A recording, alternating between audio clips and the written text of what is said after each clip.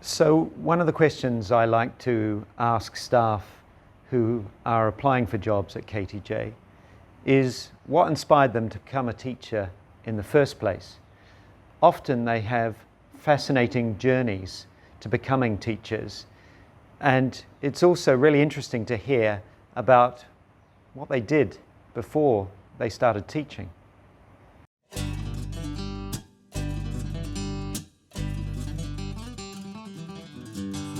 Sure, well, when I was a university student, I'd have various summer jobs. One particular summer, I got a job working in the Canadian Rockies, and they have these beautiful emerald green colored lakes, and the tourists come from all over the world to see them. What not many know is that, well, my job was painting the bottoms of the lakes. Start of the summer, we had to drain all of the water from the lake, paint it all at the bottom, and then have them all dried and filled up for when the tourists arrive in the summertime. It gave us a lot of free time later on. We could hike the hills, practice our yodeling and so on, but that was my most interesting summer job that I had.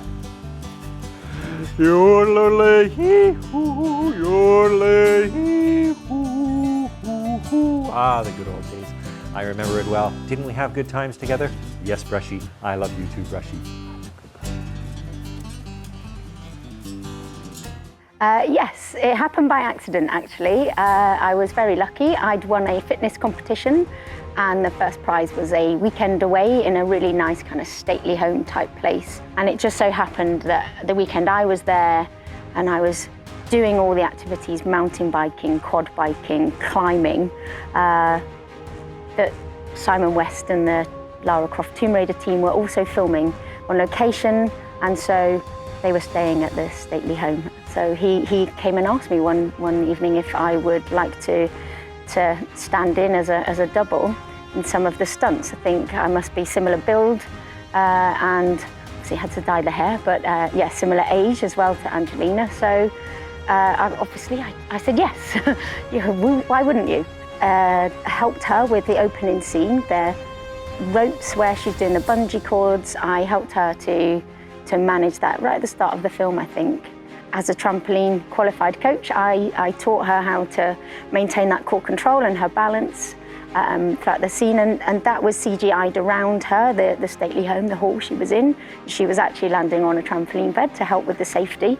But then the Simon West deemed it too dangerous for an expensive A-lister to be running round on the bungee cords for the next action part of the stunt where she's being shot at and things. So that's where I stepped in and I did those scenes, plus obviously others. But yeah, that's the most memorable one and really fun to do as well. Feel very lucky. So I was a lady in waiting for Queen Elizabeth. Ladies in waiting and responsible for all parts of her life to make sure her everyday life runs very smoothly. And my particular role was to make sure that she looked great. And so I had to go shopping with her. I had to make sure she was dressed in the latest trends. So we used to go to H&M, Zara, New Look. She was really, really keen to look good.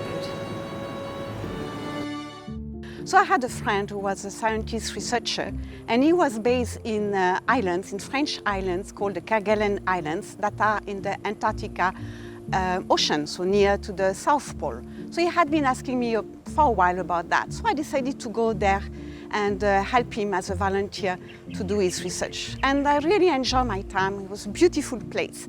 And one day I happened to see on TV a program from National Geographic about the polar bears, and more in particular the baby cubs. So the baby polar bears who happen to be abandoned and who have a very rough life.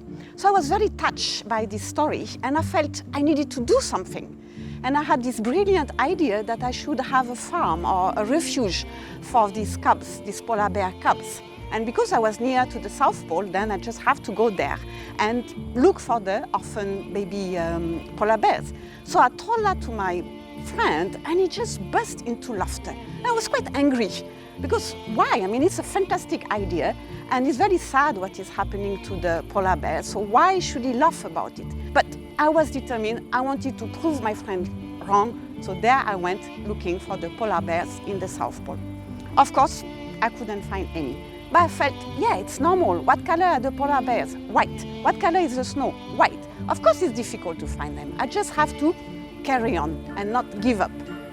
So one day I was feeling very down, so I called my friend and he told me, look, Esmeralda, I'm really sorry, but there are no polar bears in the South Pole. They're all in the North. So I was mortified. I felt so down, so angry at my friend who didn't say anything.